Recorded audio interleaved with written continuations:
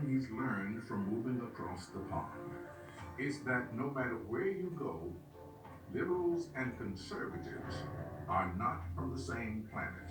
Do you see yourself as being more liberal or more conservative? Definitely more conservative. I'd say myself more liberal. Military intervention in the Middle East. How do you feel about that? I think it's absolutely fundamental. Each country should be allowed to determine their own future. What do you think about immigration policy? Borders need to be slightly more closed. We should have an open border policy. Liberals and conservatives rarely see eye to eye. Could it be that they have different brains? Darren decided he would try to uncover the truth by using an MRI brain scanner to see how the brains of liberals and conservatives handled decision making in a simple gambling game. Today, Darren and his students are recreating that experiment but without the MRI. Each test subject is given £1, about $1.50. They can keep the money or they can gamble with it. There's a chance to double the winnings, but also a risk of losing it all. You want to keep that £1, or you want to take a risk at potentially winning or losing £2? I will risk £2. All right, so open up the envelope and see what you get. I've won £2. Good. All right. So here's £2. Do you want to keep the £1, or do you want to risk potentially winning or losing £2? I think I'll take a risk at winning £2. Okay. I've won £2. Woo! Congratulations. So here's your £2. I've lost. You've lost. All right. Well, you have to give me £4 now. Thanks, Sophie. Darren doesn't care who wins or loses.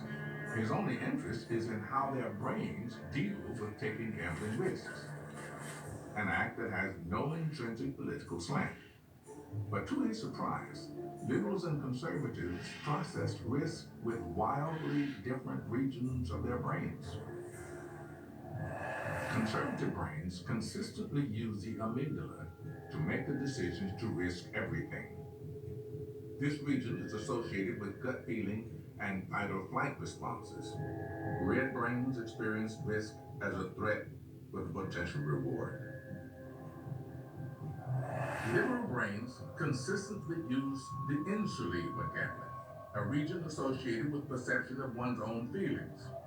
Blue brains experience risk as a problem to be solved.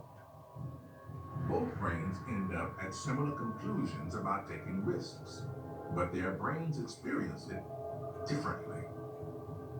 What it tells us is that being a political liberal or a political conservative influences everything that we see.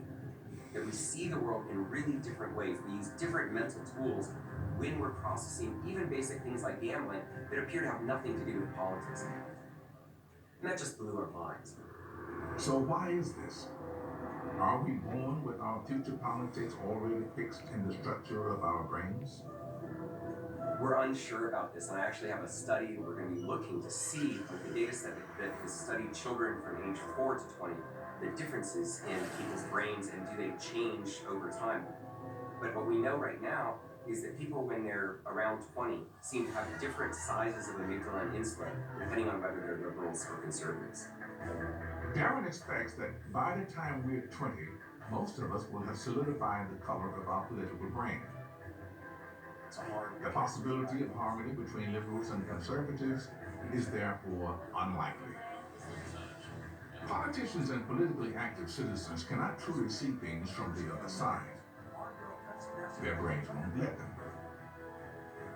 Our intense partisanship is probably here to stay.